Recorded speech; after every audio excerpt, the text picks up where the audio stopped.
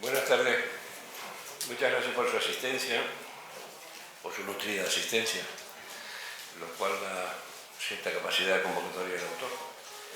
Se va a poder proceder a la presentación del libro de don Francisco Estupiñán Betancourt. Aparte del apellido, del segundo apellido, compartimos algunas cosas más, como es la amistad.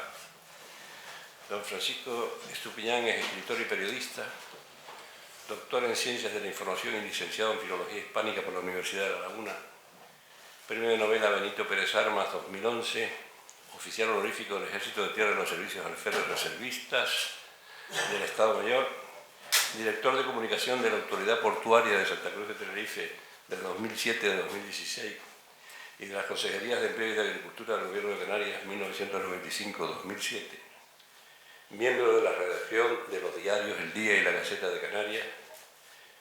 Ha publicado varios libros. La escritura entre líneas fue su tesis doctoral, El corsario de Lanzarote, Negro Juan y el relato de no ficción La isla redimida, aparte de numerosos artículos de comunicación social e historial.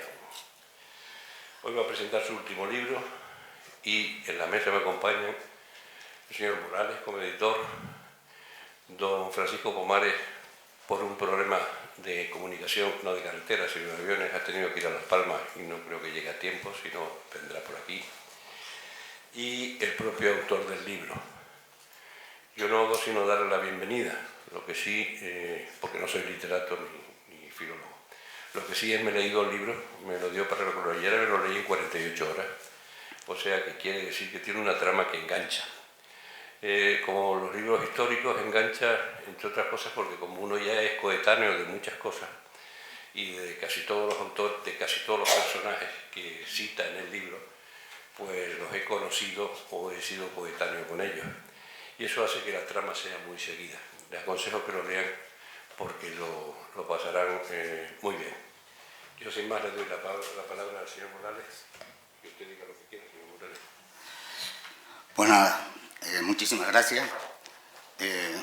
Gracias a la Real Sociedad Económica de Amigos del País de Tenerife por cedernos amablemente estas instalaciones desde hace muchos años para celebrar pues, este tipo de eventos. Un lugar pues, emblemático, acogedor, y cuando alguien te brinda su casa, pues yo creo que uno tiene que ser agradecido. Gracias también a todos ustedes por venir. Este tipo de eventos, por la experiencia que uno tiene, ya son de muchos años, que uno lleva desde el 76, que monté la primera editorial hasta ahora. Creo que uno tiene experiencia y creo que los autores se sienten pues mejor arropados y quizás reconocida mejor su labor por sentirse apoyado por ustedes. Bueno, este libro, como tantos otros, lleva el sello de dos editoriales, Ediciones Aguirre y Ediciones Idea. Lamento que mi socio Francisco Pomares, el director de Ediciones Idea, pues no pueda estar. Teníamos una reunión en Las Palmas y al final pues, los enlaces le cuadraron mal, lo que pasa siempre. Espero que no termine como el avión de Howard, el actor inglés del que se cuenta en la novela, ¿no? Pero bueno, ya digo, hace unos 15 años pues decidimos no fusionar, sino unir nuestros sellos editoriales para un poco afrontar lo que venía siendo pues, la crisis económica que todos padecíamos, y entonces bueno, pues compartimos instalaciones, compartimos personal, y esto nos ha permitido seguir adelante. Y yo creo que tener en el mercado, sumando los libros de las dos editoriales, unos 3.500 títulos, yo creo que es un legado bastante importante el que vamos a dejar a esta tierra.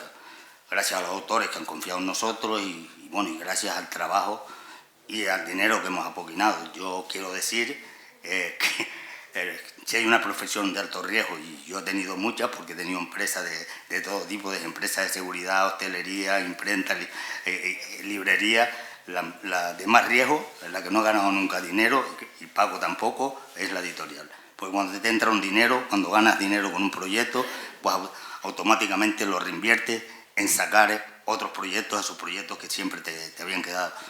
Y bueno, y ahí hemos seguido apostando por esto. Es complicado porque hubo una época, dicen, yo nunca la conocí, donde las instituciones compraban libros y los almacenaban. Eso yo juro por Alcorán que a mí nunca, ni de mis autores, me han comprado una cajita de libros, ya ni siquiera para ponerla en los sótanos. Yo estoy seguro que si lo hubieran comprado lo hubieran distribuido, porque creo que mis autores los defiendo, porque creo que la mejor colección de autores de Canarias creo que están en los sellos Aquera e Idea. Yo me alegro y le doy la bienvenida a, no sé si te puedo tutear, Paco Estupiñán, por haberse incorporado a este legado. Muchos me habían reprochado que no te hubiera metido en el proyecto Generación 21, aquel por el que tanto se me criticó y todo eso, y que vamos a completar el año que viene con 12 relatos de mujeres y todo ese tema, pero cuando empezamos con este proyecto en el 2010, pues tu obra no es la que tienes ahora.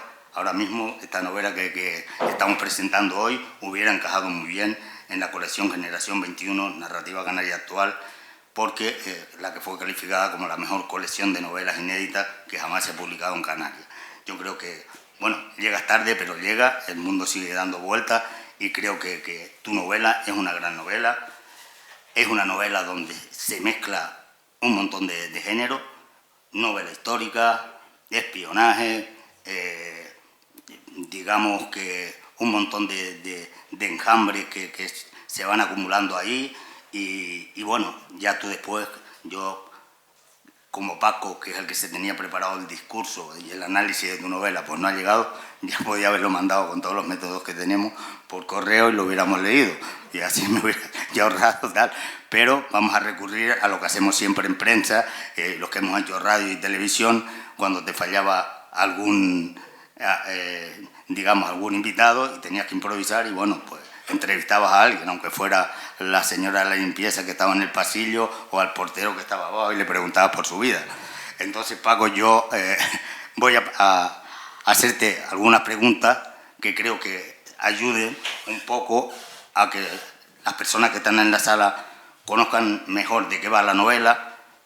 Creo que todos ya la compraron, y los que no la van a comprar de todas maneras, diga tú lo que digas o lo que diga yo, creo que se nota cuando el público viene predispuesto para comprar la novela.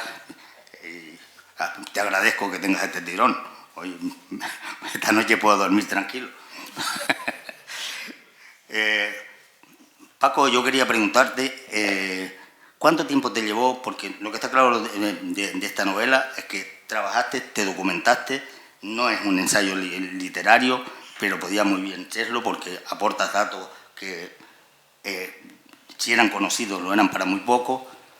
¿Cuánto tiempo te llevó? ¿Cuáles fueron las fuentes en las que te basaste para decir, empiezo a narrar esta novela? Bien, gracias, Ángel. Lo primero, agradecer la presencia de todos y saludarlos.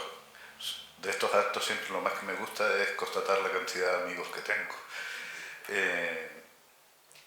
Bien, respondiendo a la pregunta, yo más o menos tengo un ritmo de 4 años por novela, de las cuales, como las que he escrito hasta ahora tienen un fundamento histórico, los 2 primeros años largos son de investigación respecto del contexto en el que voy a narrar, y el otro año largo del proceso es de escritura, de redacción, de revisión. No soy Speedy González escribiendo. ¿Qué parte de ficción y qué parte de realidad hay en la novela? Porque está claro que está encuadrada dentro de unos hechos históricos que todos conocemos, con diferentes versiones, pero ¿qué parte de realidad y qué parte de ficción hay en la novela? La estructura de la novela en realidad es bien sencilla, ¿no? En el sentido de yo cojo una serie de hechos históricos y de personajes históricos. Me llamó muchísimo la atención, y esa es la estructura inicial de la novela, la influencia lógica, en cualquier caso, del grupo de militares jurídicos canarios que acompañó a Franco durante la guerra, como fue el caso de Lorenzo Martínez Fuset, Rafael Díaz Llano, Blas Pérez González que fueron... además hay un libro que se llama así, Los validos de Franco, y el primer valido de Franco, según ese libro, fue Lorenzo Martínez Fuset, el segundo fue Blas Pérez, y el último de ellos fue Carrero Blanco. Entonces, todos los hechos que se narran, tanto durante la Guerra Civil como en la posguerra, en la Guerra Mundial, en la Segunda Guerra Mundial, son hechos históricos, y sobre esos hechos históricos yo fabulé. Hay personajes que son históricos y que por su relevancia histórica conservan sus auténticos nombres. Es decir, a Franco no le voy a cambiar el nombre, ¿no?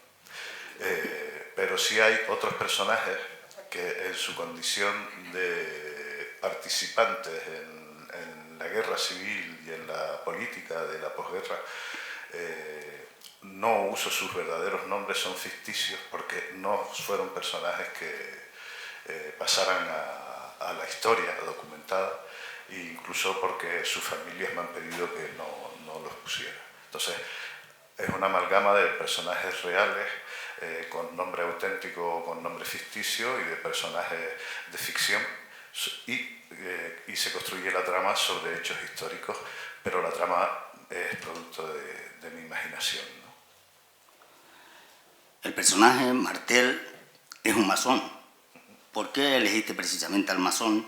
Cuando todos sabemos la ambigüedad hasta cierto punto que existe en la masonería, donde se comenta, y parece que hay bastante verdad en ello, que Franco solicitó su ingreso en la masonería, lo rechazaron, y a partir de ahí nació un odio hacia los masones, aquel contubernio judeo-masónico del que siempre se habló en el régimen.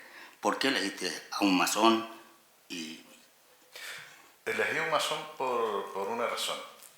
Claro, esto es más complicado, el tema de la masonería lo he estudiado bastante, y busqué un masón vinculado a la masonería inglesa, porque en su tradición la masonería inglesa es distinta de la española.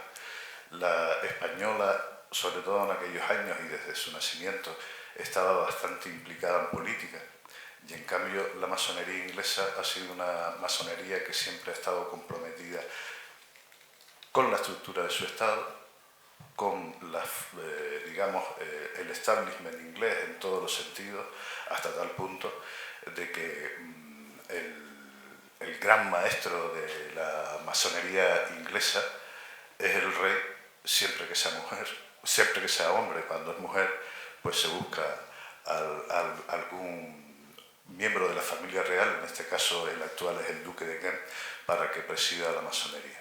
Pero no es una masonería que esté vinculada a conspiraciones, como sí los tuvo la española, ¿no? Y es una masonería que está vinculada a su sociedad y a su modo institucional, a la democracia parlamentaria. Por eso me interesó ese contraste con la masonería.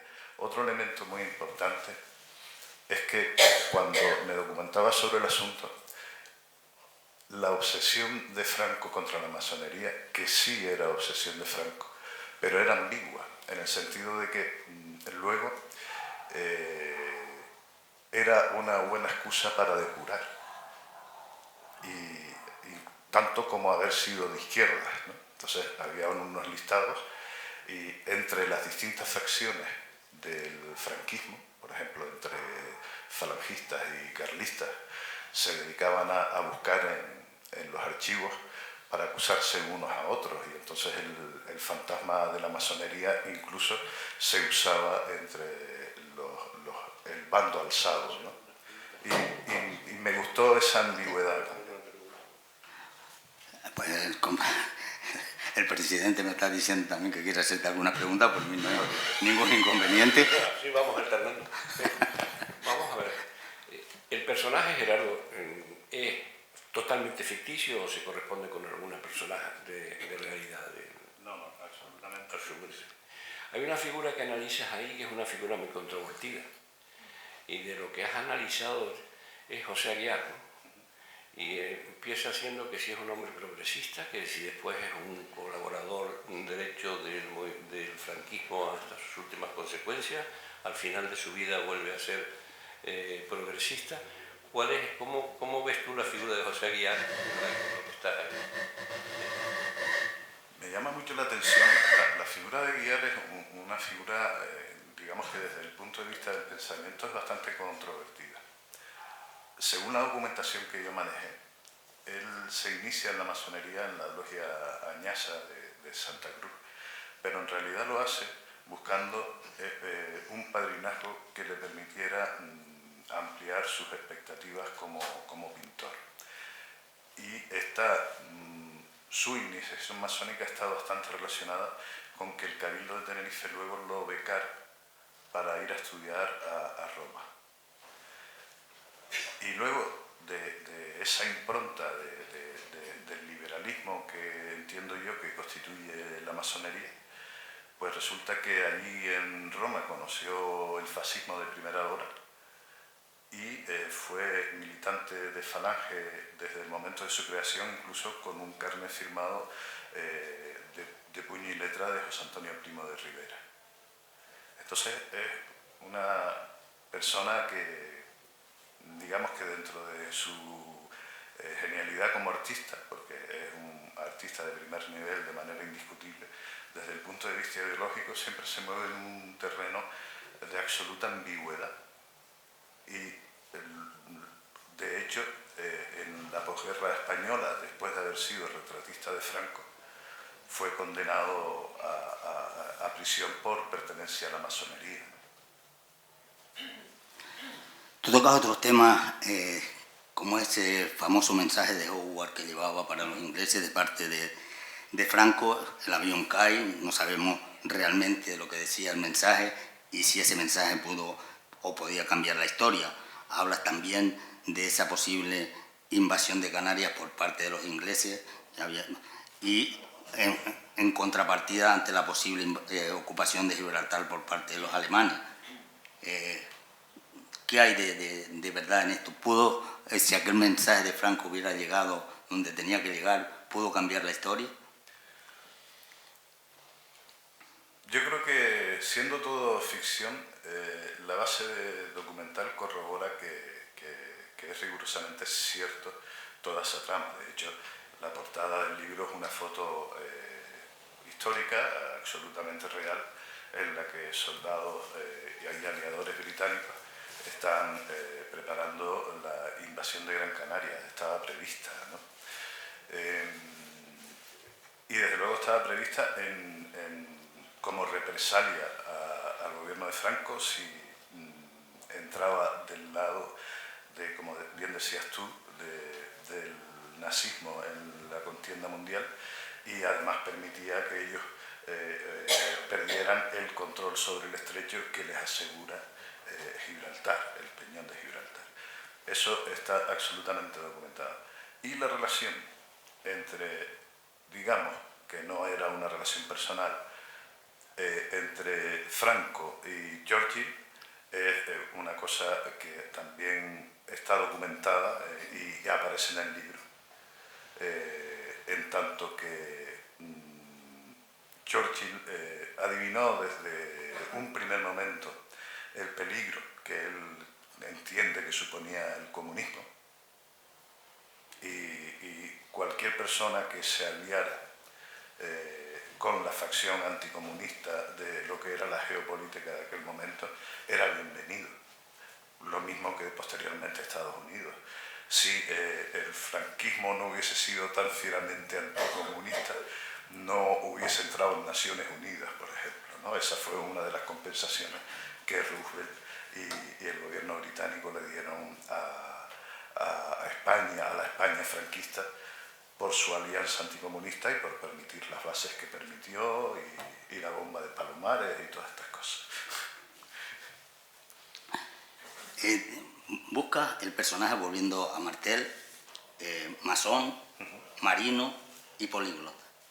Esto parece que cambia, marca su vida, y hay momentos en la novela donde el hombre sufre, y sufre uno leyéndola, y te lo digo yo que estoy acostumbrado a leer texto, más que nada para decidir si los publico o no, pero y el hombre sufre porque está haciendo cosas que muchas veces van contra sus principios. Digamos, lo que es una buena persona, como diríamos en El Hierro, y buscaste el personaje, lo creaste, te basaste en alguien que conociste. Este es el patrón que yo quería para tal, porque la verdad es que es un personaje que tiene una profundidad enorme, que llena, que cala, diciendo, este es el camino. Tú en la novela hablas de las tres vías, los que estaban con la República, los que estaban con tal, y esa tercera vía, los que decían, esto sí, pero esto no. Yo de Martel le puse algunos ingredientes que son reflexiones propias, es decir, la participación voluntaria en una guerra, más cuando es una guerra fratricida, civil, por motivos ideológicos que cambian con el tiempo y que los borra incluso el tiempo, ¿no? Como ha sido, por ejemplo, el caso de todos los que fueron seguidores de la revolución bolchevique del 17 y del comunismo soviético. Morir por esas cosas a mí me parece, al igual que Martel, absurdo, ¿no? Y ese convencimiento más, digamos que el criterio de lo que se entiende que es la formación masónica, que es la de ser un hombre libre y de buenas costumbres, que no habla de religión ni de política porque sabe que esas son dos cuestiones que no unen sino separan a los hombres, lo marcan. Él lucha en el bando franquista porque fue objeto de leva, ¿no? Fue reclutado y a usted le toca esto porque en Las Palmas se hicieron con el control de la situación desde el primer momento y al hombre le tocó lo que le tocó, como le tocó a tantos otros, empezando por mis tíos, ¿no? Pero a él además venía de estar navegando, de llevar años fuera de España y de Canarias y toda aquel guirigay del 18 de julio ni lo conocía en detalle y se las traía al pairo además, ¿no? Pero la historia lo arrastra y dentro de ese arrastre que se lo llevan las aguas de la historia por delante, pues él toma con mucho miedo compromisos en favor de esa tercera vía, que era restaurar la democracia más allá de los extremismos políticos que caracterizaron aquel momento histórico entre el fascismo y el comunismo, ¿no? Yo voy a hacer la misma pregunta de otra forma. Gerardo Martel es un personaje ficticio totalmente, pero ¿tiene algo tuyo el personaje de la novela? De ver el mundo de alguna manera. Es un hombre que pone algunas controversias. Dice la masonería que es un hombre que no habla de religión, pone su puntito religioso en la novela en algunos momentos, ¿no? En la misa, en tal, en los encuentros. Pero no habla nunca con nadie. No habla con nadie, pero está haciendo la religión. Pero lo que te digo es, ¿tratas de vertir alguna de las ideas del autor en el protagonista? Sí. Por ejemplo, cuando afirmo, porque además eso, lo evidente, como dice, el axioma lo evidente no necesita demostración. Todo el siglo XIX y buena parte del siglo XX demuestran que hay ciertas confesiones religiosas que han supuesto un atraso para la historia de España, no un avance, ¿no? Y a mí eso es una cuestión que me parece indiscutible. La Iglesia estuvo todo el siglo XIX, pues desde Fernando VII comprometida con el absolutismo monárquico, después en el XX comprometida en la guerra civil con el franquismo, hasta declarar la cruzada. Y vamos, eso es, lo evidente no necesita demostración. En estas diferencias de las que yo hablaba antes, de los que estaban a favor de los aliados, los que estaban a favor de los nazis, surge lo inevitable, que es el factor del espionaje, sus manejos, sus intrigas. Estoy introduciendo otro factor para los posibles lectores que también se mueven en la novela. ¿De dónde sacaste los argumentos? Porque está claro que tienen bastante digamos, de razonamiento, de lógica, el que la desconfianza de uno y de los otros, aquel está a favor, el otro está en contra, y sabemos cómo funciona el espionaje, los manejos, las estrategias y todo esto, como un partido de baloncesto.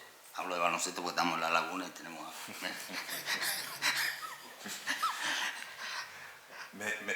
Vamos, el espionaje es el recurso que utilizo para exponer una cuestión que me llamó muchísimo, me ha llamado siempre muchísimo la atención y que en muchas ocasiones ha pasado desapercibida para la mayoría de las personas.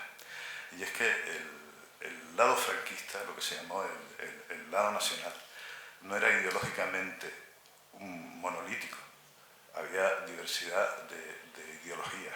Estaban las más extremistas, como era el carlismo y la falange, pero después había un montón de monárquicos, demócratas a prueba de bomba, ¿no? Pero que no aprobaban ya los desmanes a los que había llegado la República.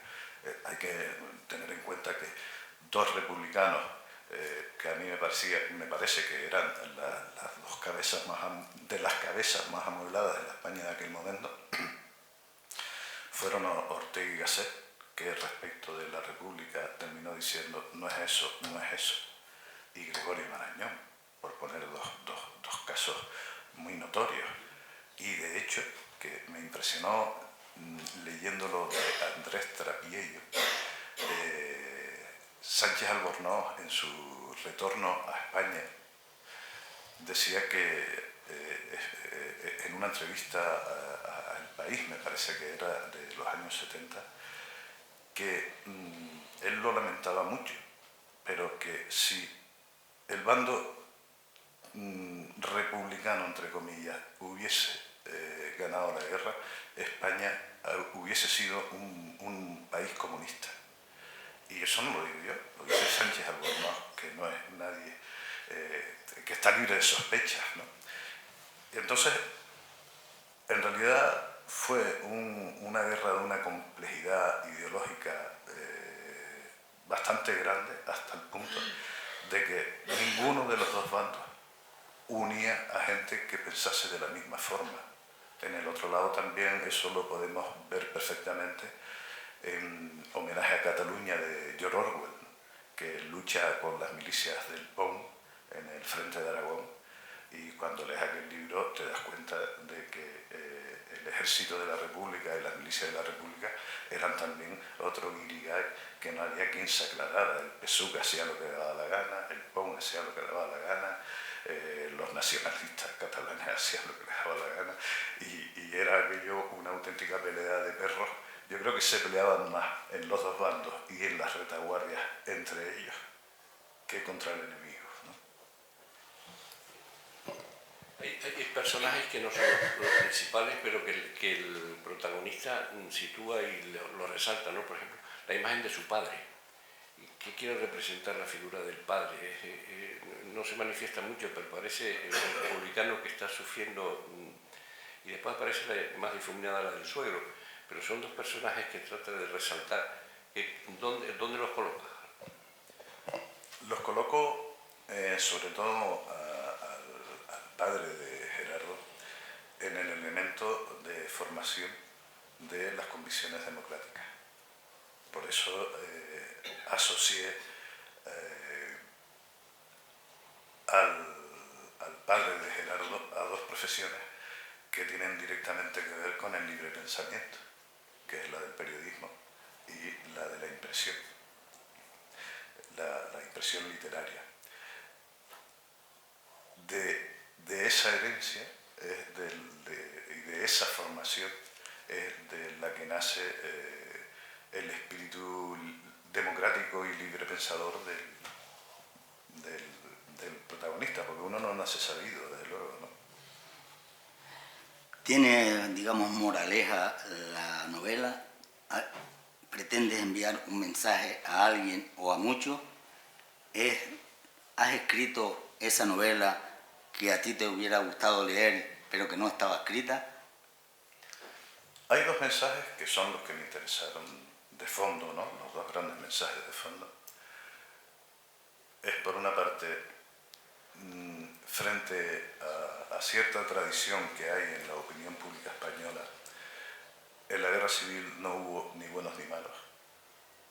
Hubo una guerra en la que hubo, por un lado, buenos y malos, y en el otro lado, buenos y malos. Y un mensaje para la situación actual de España, también, que es bendita democracia.